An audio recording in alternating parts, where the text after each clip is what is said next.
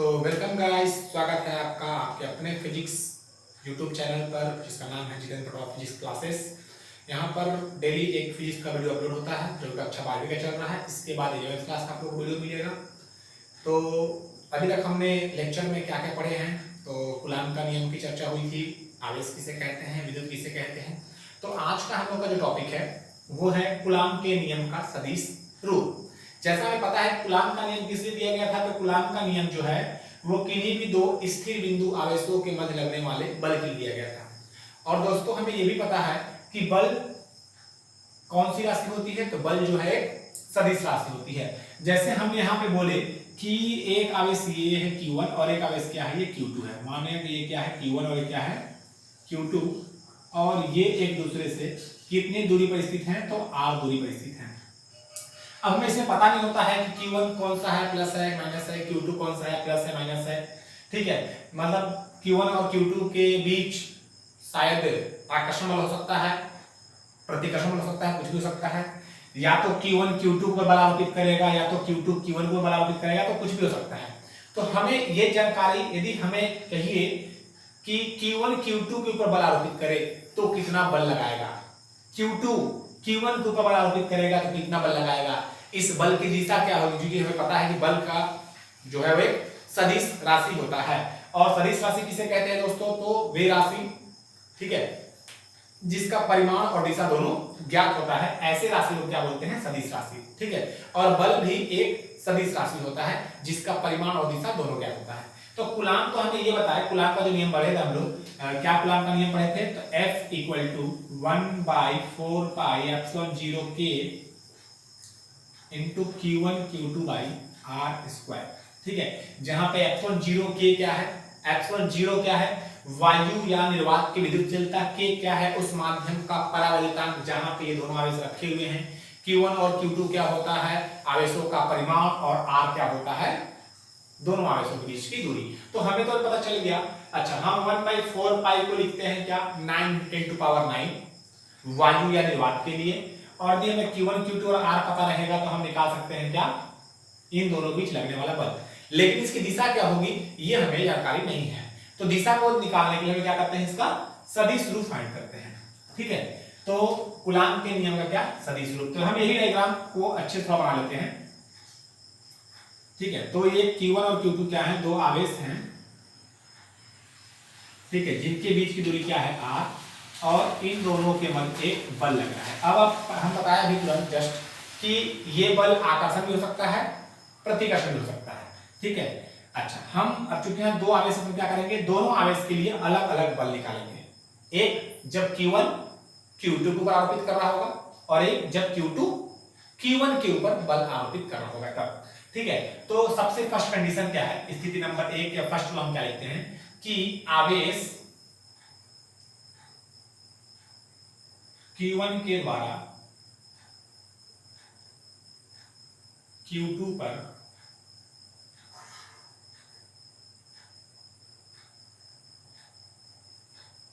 आरोपित बल। ठीक है, आवेश Q1 के द्वारा Q2 पर आरोपित बल। अब देखिए, अब हम दोनों को F नहीं लिख सकते हैं, ठीक है, क्योंकि हम सदिश रूप निकाल रहे हैं। यदि Q1 Q2 के ऊपर बल आरोपित कर रहा है और यदि इसकी दिशा ये होगा, तो Q1 जब Q2 को Q1 Q2 जो है वो Q1 जब Q1 Q2 के ऊपर बल आरोपित करता है तो उसकी दिशा क्या होती है, ये। ठीक है, जब Q2 Q1 के ऊपर बल आरोपित करेगा तो उसकी दिशा क्या होगी, ये। अब हम दोनों को तो F और F लिख नहीं सकते हैं, क्योंकि परिमाण तो समान हो सकता है किंतु दिशाएं एक समान नहीं हो सकती हैं, क्योंकि बल एक सदिश राशि है। इसलिए हम इस बल को क्या करेंगे, अलग अलग नाम देंगे। तो जब Q1 Q2 के ऊपर बल आरोपित करता होगा, तो हम लोग 11th क्लास में भी तो ऐसा कुछ पढ़े थे कि, या नहीं पढ़े होंगे तो हम बता देते हैं। यदि जब भी कोई बल आरोपित कर रहा है, जैसे हम बोल दिए A और B कोई दो बिंदु हैं, ठीक है, A जो है वो B के ऊपर बल आरोपित कर रहा है और B जो है वो A को बल आरोपित कर रहा है। हम इसे कैसे फाइंड करेंगे, जैसे हम लोग तृतीय नियम, न्यूटन के तृतीय नियम पढ़े थे, ठीक है, कि F12 जो है वो F21 के बराबर होता है। तो ये F12 का मतलब क्या है, ये F21 का मतलब क्या है, हम लोग क्या पढ़ते थे, F12 का मतलब क्या होता था कि वस्तु एक पर लगने वाला बल किसके द्वारा, 2 के द्वारा, और यहां हम क्या पढ़ते थे, वस्तु 2 पर लगने वाला बल किसके द्वारा, वस्तु 1 के द्वारा। तो ठीक इसी प्रकार से हम लोग यहां भी कुछ इस प्रकार से ही करने वाले हैं, ठीक है। तो यहां जो बल किस पे लग रहा है, 2 पर। अच्छा, कौन लगा रहा है, Q1। तो Q1 जो है वो Q2 बल आरोपित कर रहा है, तो उसकी दिशा क्या माने हम लोग, ये। हम इस बल का क्या नाम देते हैं, किस पे बल आरोपित किया जा रहा है, तो 2 पर आरोपित किया जा रहा है। किसके द्वारा आरोपित किया जा रहा है, तो 1 के द्वारा। हम इसका नाम क्या दे दिए, F21 क्या, वेक्टर। अब हमें यदि जहां कहीं भी देखेंगे F21 वेक्टर F21, हम ये जान जाएंगे कि ये जो है दूसरे पे आरोपित हो रहा है, किसके द्वारा, पहले के द्वारा। अब हमें दिशा की जरूरत नहीं है, हम सीधे लिख देंगे वेक्टर F21। अब जहां जहां वेक्टर F21 लिखेंगे वहां वहां हम अपने समझ जाएंगे कि बल की दिशा जो है वो हमें क्या बताने की कोशिश कर रहा है। तो जो बल की दिशा है हमें क्या बता रहा है कि 1 जो है वो 2 के ऊपर बल आरोपित कर रहा है। ठीक इसी प्रकार से Q2 के द्वारा Q1 पर आरोपित बल निकालना चाहेंगे तो क्या लगाएंगे, किस पर बल आरोपित हो रहा है, 1 पर, किसके द्वारा, 2 के द्वारा। हम क्या लगाएंगे इसको, वेक्टर F12। तो हम इस प्रकार से इसको लिख सकते हैं। तो देखिए हमारा फर्स्ट पॉइंट क्या दिया हुआ है, आवेश Q1 के द्वारा Q2 पर आरोपित बल। तो यहां पर हम माने हैं कि आवेश Q1 के द्वारा Q2 पर आरोपित बल कितना माने हैं, F21। तो F21 इक्वल टू क्या होगा, तो 1/4 pi epsilon 0 k into Q1 Q2 upon. अब देखिए दोनों के बीच की दूरी तो r है, लेकिन हमें दूरी बताना होगा कि कहां से आवेश किसको आकर्षित कर रहा है या प्रतिकर्षित कर रहा है, तो किस बिंदु से हम माप रहे हैं। तो चूंकि हमें पता है कौन आरोपित कर रहा है, 1, कहां पे, 2 पर। तो हम क्या लेंगे, 1 से 2, दूरी जो लेंगे कहां लेंगे, 1 से 2। मतलब हमें दूरी क्या होगी, ये हम 1 से क्या कर रहे हैं, 2 तक ले जा रहे हैं। तो इसको हम क्या लिखेंगे, चूंकि r स्क्वायर होता है हम क्या लिखेंगे, यहाँ पे 2 1 है तो 2 1 वेक्टर। बट हमें पता है कि वेक्टर का कभी स्क्वायर नहीं होता है, ठीक है। कहीं पढ़े क्या, वेक्टर का स्क्वायर ऐसा, वेक्टर a का स्क्वायर, जी नहीं, ये कभी नहीं होता है। हम कभी वेक्टर का स्क्वायर लेते हैं तो क्या लगाते हैं उसमें, मॉड। अब थोड़ा ध्यान दीजिएगा, यहाँ पे एक बहुत ही इंपॉर्टेंट टॉपिक पे हम चर्चा करने वाले हैं। यहाँ पे जो हम निकालने वाले हैं ये क्या निकाल रहे हैं, तो ये निकाल रहे हैं बल। कौन सा बल निकाल रहे हैं, तो 1 के द्वारा 2 पर आरोपित बल। मतलब जो हम निकाल रहे हैं वो क्या है, दिशा निकाल रहे हैं। दिशा का मतलब क्या, सदिश। और सदिश राशि ज्ञात करने के लिए हमें एक कंपोनेंट जो एक क्वांटिटी होता है वो हमें सदिश चाहिए होगा। अब थोड़ा ढूंढते हैं सदिश है कि नहीं है। तो 1/4 पाई एप्सिलॉन 0 k ये तो है ही बिल्कुल नहीं, क्योंकि ये एक कांस्टेंट राशि है जिसका मान 9 × 10⁹ होता है, करेक्ट। अच्छा आगे बढ़ते हैं, Q1 Q2। Q1 भी क्या आवेश, Q2 भी क्या है आवेश। अब आवेश के तो दिशा की जरूरत हो ही नहीं कि कौन सा आवेश किधर लग रहा, जी नहीं, आवेश भी क्या है, अदिश। ये तो था r जो था यहाँ के यहाँ तक विस्थापन जो था वो क्या था, दूरी जो है वो सदिश राशि था। बट चूंकि स्क्वायर लगा हुआ है तो स्क्वायर सदिश देते नहीं है, ठीक है। इसलिए अब ये पूरा का पूरा क्या हो गया, अदिश। बट हमें क्या चाहिए, सदिश रूप में दर्शाना। हमारा हेडिंग ये है कूलाम के नियम का सदिश रूप। अब जब इधर सदिश लिए है तो इधर सदिश रूप में दर्शाना पड़ेगा। तो ये जो अपना क्वांटिटी है ये तो अदिश है, बचा क्या, ये सदिश।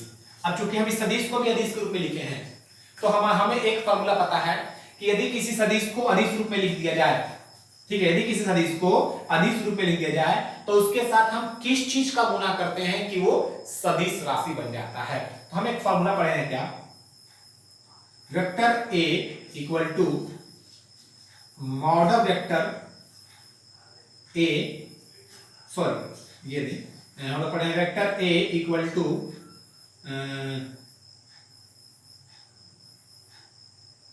n कैप, या हम ले सकते हैं इसको a cap. a cap into में नहीं होता है ये डिवाइड होता है, ये फॉर्मूला पढ़े हैं। a कैप बराबर, ये हम इसको ऐसे लिख सकते थे, a cap into mod vector, ठीक है। इतना हम लिखते हैं क्या, वेक्टर बराबर। देखिएगा हम लोग स्थिति सदिश के रूप में लिखे थे, ये क्लास चैप्टर में सदिश विषय में पढ़ रहे थे तब, कि ये कोई अपना कोऑर्डिनेट है x, ये कोऑर्डिनेट है y, इधर कोई राशि जा रहा है 2, इधर कोई राशि जा रहा है 3। हम इसको कैसे लिखेंगे, यदि इसका परिणामी r होगा तो r बराबर हम इसको 2 + 3 लिख सकते हैं, क्योंकि ये बीजीय योग है। सदिश रूप में निकाला क्या करेंगे, हम लोग लिख सकते हैं r equal to 2i cap plus 3j। 2 क्या है अदिश और i कैप लग गया तो क्या हो गया, ये x दिशा में 2 राशि, y दिशा में 3 राशि, जहां पे i और j क्या होते हैं x और y के क्रमशः एकांक सदिश होते हैं। तो हम लोग यहाँ पे भी चूंकि अदिश राशि लगाए हैं तो अदिश के साथ हम क्या का गुना कर दें, क्या चीज को लगा दें कि वो सदिश बन जाए, तो उसका एकांक सदिश। ठीक है, तो हम इसको क्या करेंगे, एकांक सदिश से मल्टीप्लाई कर देंगे, राइट।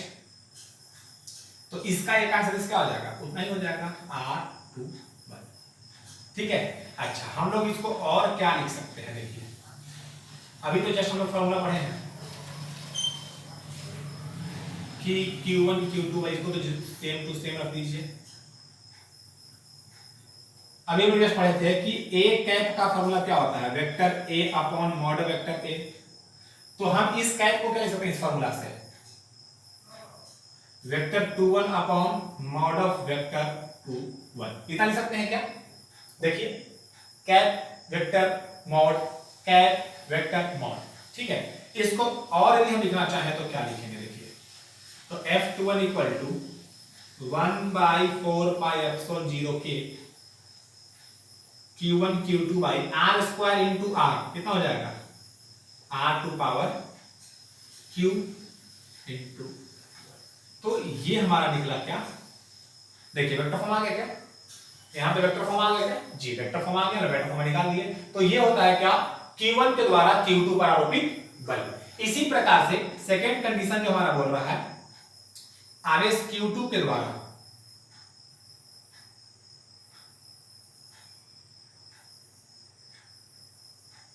आवेश Q2 के द्वारा Q1 पर आरोपित बल। ठीक है, तो F क्या लेना है, Q2 के द्वारा Q1 पे क्या लिए हैं, Q2 के द्वारा Q1, Q2 द्वारा Q1 क्या लिए हैं F1 2।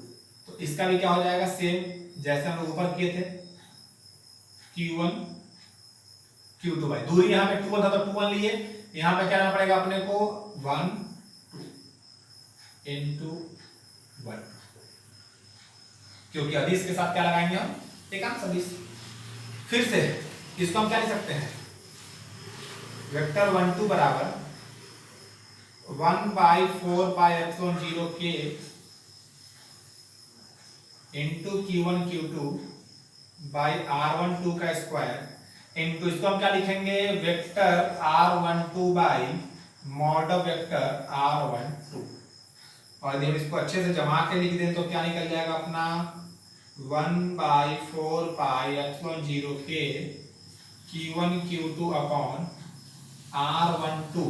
अब यहाँ स्क्वायर और यहाँ घात 1 तो कितना हो जाएगा ये 3 वेक्टर।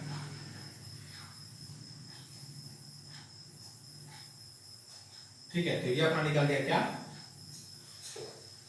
तो ये दोनों एक्सप्रेशन जो है हमें क्या दिखाते हैं, कूलाम के नियम का सदिश रूप। ये किसका है, जब Q1 Q2 को बल अर्पित करेगा, और ये किसका है जब Q2 Q1 के ऊपर बल अर्पित करेगा।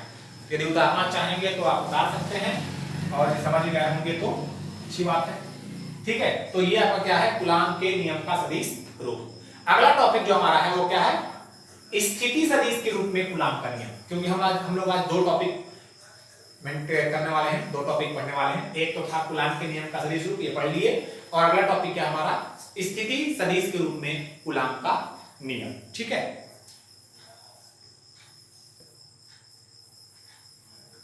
तो अपना अगला टॉपिक क्या है, स्थिति सदिश के रूप में कूलाम का नियम। अब हम लोग जस्ट पढ़े क्या कि कूलाम के नियम का सदिश रूप वो सदिश रूप था। अब हम स्थिति सदिश के रूप में पढ़ेंगे कि कूलाम का नियम का एक्सप्रेशन क्या होता है, व्यंजक फॉर्मूला क्या निकलता है। तो सबसे पहले तो हम ये चर्चा करना चाहेंगे कि स्थिति सदिश किसे कहते हैं, क्योंकि हम लोग पीछे पढ़े हैं, पीछे क्लास में जो भी पढ़े होंगे उन्हें याद होगा कि स्थिति सदिश किसको बोलते हैं। ठीक है, पोजीशन वेक्टर, इसको बोलते हैं पोजीशन वेक्टर। तो स्थिति सदिश क्या होता है कि किसी भी मूल बिंदु के सापेक्ष, ठीक है, यदि हम माने कि हमारा x और y कोई क्या है तल है, प्लेन है, ठीक है, जिसका मूल बिंदु क्या है O, तो मूल बिंदु के सापेक्ष किसी वस्तु के स्थिति को क्या कहते हैं, स्थिति सदिश।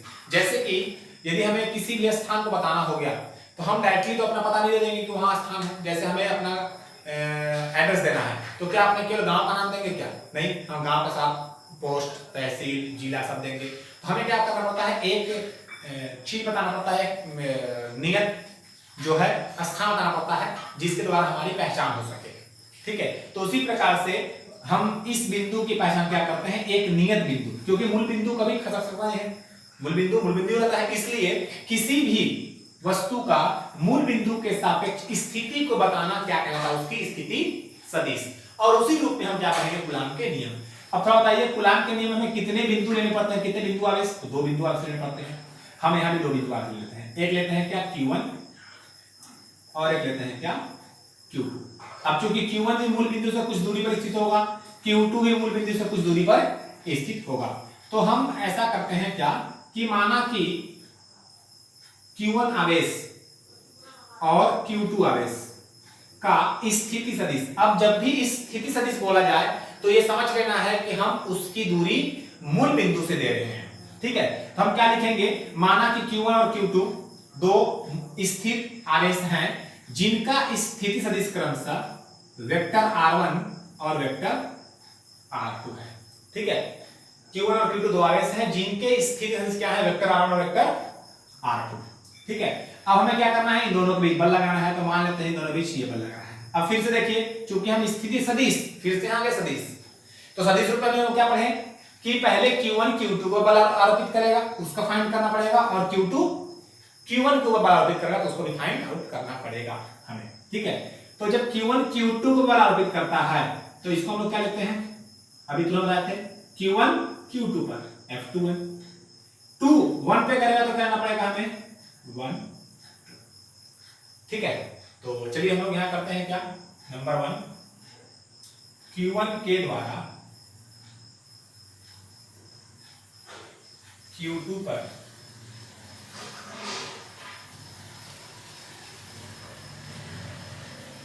आरोपित बल। ठीक है, Q1 के द्वारा Q2 पर, तो Q1 के द्वारा Q2 पर आरोपित क्या लिए हम लोग, वेक्टर F21। तो वेक्टर F21 बराबर क्या हो जाएगा, तो 1/4 पाई एप्सिलॉन 0 के, अब हम लोग जस्ट ही निकाले थे, Q1 Q2 by vector model vector R21 का स्क्वायर इनटू 21 का क्या, ये निकालते हैं सदिश रूप। बट हमें सदिश रूप नहीं निकालना है ना, हमें क्या निकालना है, स्थिति सदिश निकालना है। तो जैसे हम लोग किसी भी सदिश का स्थिति ज्ञात करते हैं, जैसे वेक्टर AB का स्थिति निकालते हैं, तो वेक्टर AB का स्थिति हम लोग कैसे ज्ञात करते थे, इसका फॉर्मूला किसी को पता है तो बताइए थोड़ा। AB का स्थिति तो हम निकालते थे क्या, B का स्थिति सदिश माइनस A का स्थिति सदिश।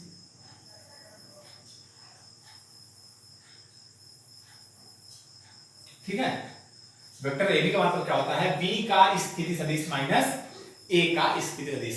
तो जब AB का B माइनस A कर रहे हैं मतलब B माइनस A, तो वैसे ही R21 का क्या करना होगा, R1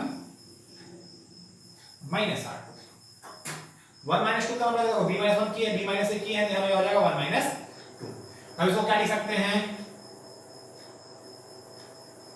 1/4 पाई एप्सिलॉन 0 के, अब ये तो सेम टू सेम रहेगा, Q1 Q2 आई, R2 को क्या लिख सकते हैं, R1 माइनस R2 का स्क्वायर इनटू, अब थोड़ा देखिए इसको हम लोग क्या लिखते हैं, तो इसको लिखते हैं वेक्टर 21 बाई मॉड वेक्टर 21। ये लिखते थे क्या हम लोग सदिश रूप में भी, जी हाँ, यही तो फॉर्मूला अपना है। ये फॉर्मूला कहां से आता है, तो यहां से आता है, A कैप बराबर vector A by mod vector A, जहां पे A कैप क्या है, सदिश A का एकांक सदिश, यूनिट वेक्टर बोलते हैं इसको। तो इसको और अच्छे से थोड़ा जमा के लिखा जाए तो क्या हो जाएगा, वेक्टर F21 बराबर 1/4 पाई एप्सिलॉन 0 के Q1 Q2 बाई, अब देखो यहाँ पे ये क्या लिख देंगे हम लोग, R1 minus R2 square. R21 को क्या लिखते हैं, तो R21 को भी जस्ट लिखिए, R21 को क्या लिखते हैं, R1 माइनस R2, तो यहां लिखना पड़ेगा R1 माइनस R। ठीक है, लिख सकते हैं ना। लिख सकते हैं हम लोग। तो F21 बराबर क्या आ जाएगा 1/4 पाई एप्सिलॉन 0 के Q1 Q2 by vector R1 minus vector R2। अब यहाँ पावर 2 और पावर 1 है, कितना हो जाएगा power 3 into R1 minus R। ठीक है, तो ये अपना क्या निकलेगा स्थिति सदिश के रूप में, स्थिति सदिश के रूप में कूलम्ब का नियम कब निकला है, जब Q1 Q2 को परावर्तित कर रहा है। इसी प्रकार हम लोग Q2 का Q1 भी निकाल सकते हैं। इसी प्रकार Q2 के द्वारा Q1 पर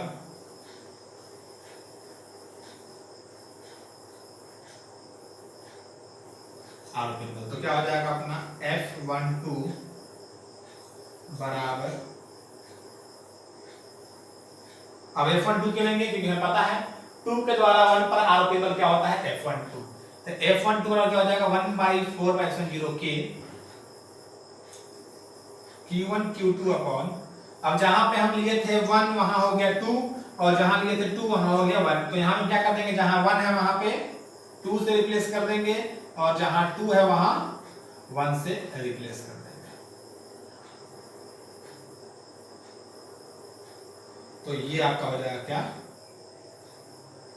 आवेश 2 के द्वारा आवेश 1 पर आरोपित बल। ठीक है, तो आई थिंक सो ये समझ में आप लोग को आ गया होगा। तो चलिए हमारा अगला टॉपिक क्या है, कूलाम्ब के नियम की सीमाएं। तो जब कूलाम्ब के नियम बना, ठीक है, तो हम लोग को पता है कि जितने भी नियम बनते हैं उसकी कुछ ना कुछ कमियां होती है, कुछ ना कुछ उपलब्धियां होती हैं। ठीक है, तो वैसे ही जब कूलाम्ब इस नियम को बनाया तो उन्होंने अपने प्रयोग में, अपने नियम में कुछ एक लिमिटेशंस देखे, कुछ सीमाएं देखी। ठीक है, कि कहीं कहीं एक कूलाम्ब का नियम लागू होता था कि बल लगता है, नियम लागू होता है, कहीं कहीं नियम लागू नहीं होता है। तो उनमें से कुछ पॉइंट्स हम यहाँ लिखे हैं। ठीक है, जो जिसे हम कूलाम्ब के नियम की सीमाएं कहते हैं, मतलब कि इसके बाहर ये नियम काम नहीं करेगा, या इसके और अदर्स जो है ये नियम काम नहीं करेंगे। जैसे सबसे पहला नंबर क्या, कि ये जो नियम है वो केवल और केवल बिंदु आवेशों पे लागू होते हैं। ठीक है, बिंदु आवेश का मतलब क्या है, जैसे एक बिंदु आवेश Q1 हो गया। ठीक है, अब ऐसे हम बोले कि यहाँ पे बहुत सारे आवेश ऐसे पूरा बल्क में है Q1 Q2, तो इनके लिए ये नियम लागू नहीं होगा, केवल और केवल बिंदु आवेशों के लिए लागू होता है ये नियम।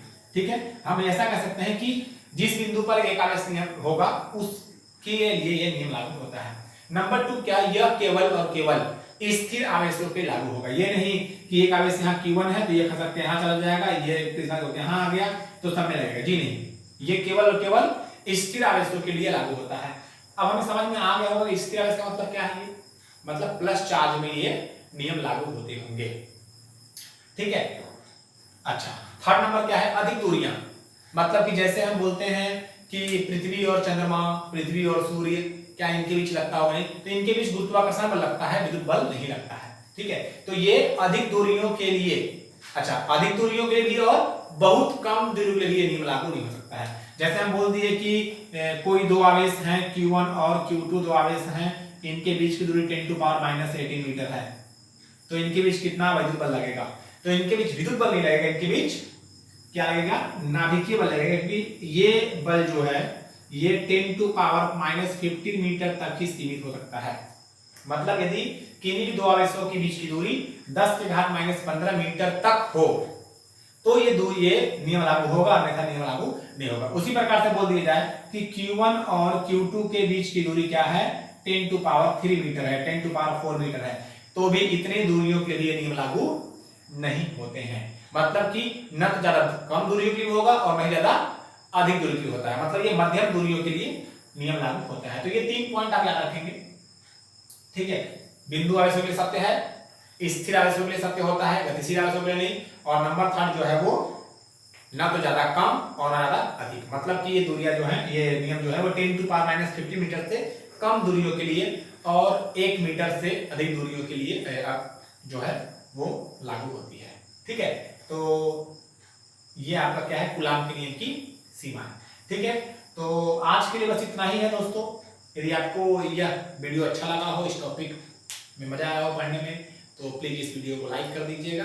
और जिन्होंने अभी तक सब्सक्राइब नहीं किया है, जिन्होंने अभी तक हमारे चैनल को फर्स्ट टाइम विजिट किया है, तो प्लीज़ सब्सक्राइब कर दें, क्योंकि इस चैनल पे आपको हर एक दिन 12th क्लास का एक नया वीडियो आपको देखने को मिलेगा।